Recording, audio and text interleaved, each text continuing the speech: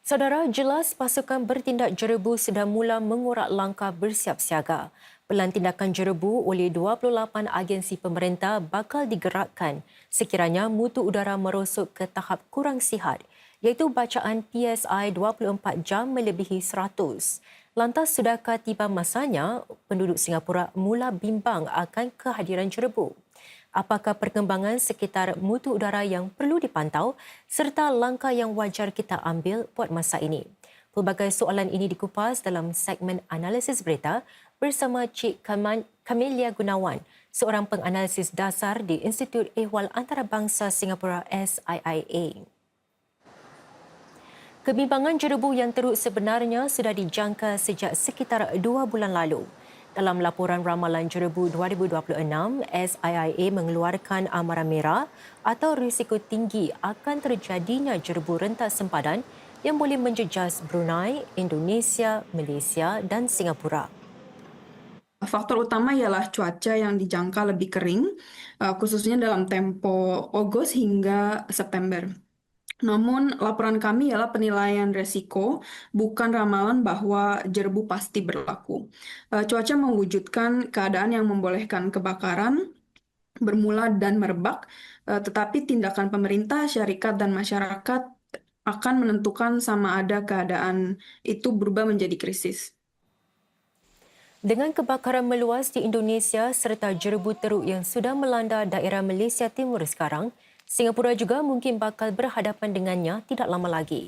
Menurut Cik Camelia, keadaan cuaca meningkatkan kemungkinan berlakunya kebakaran meluas. Namun, itu masih belum dapat dipastikan.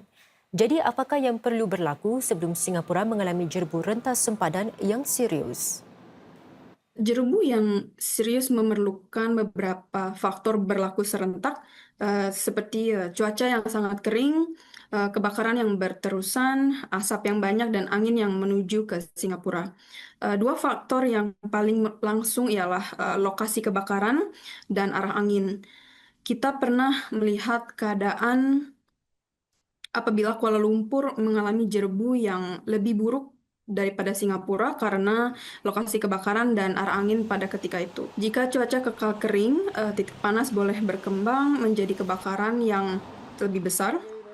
Jika kebakaran melibatkan tanah gambut, risikonya bertambah karena api boleh membakar di bawah permukaan, sukar dipadam, dan menghasilkan asap untuk tempo yang panjang.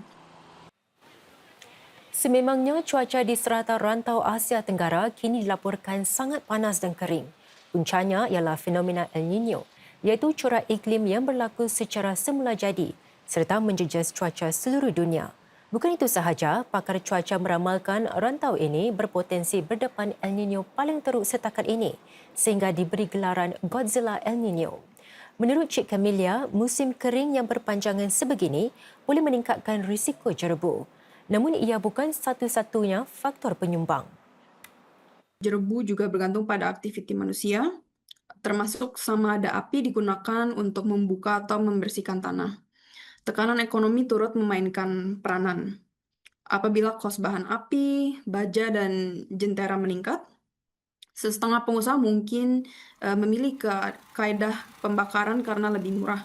Musim ini akan menguji sama ada sistem pencegahan yang sudah dibangunkan mampu menghadapi keadaan cuaca yang lebih ekstrim dan tekanan terhadap sumber serta belanjawan.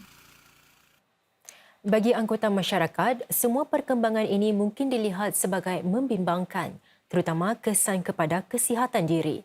Namun Cik Camelia berkongsi nasihat tentang perlunya mencapai keseimbangan antara perlunya membuat persediaan dan tidak bersikap panik.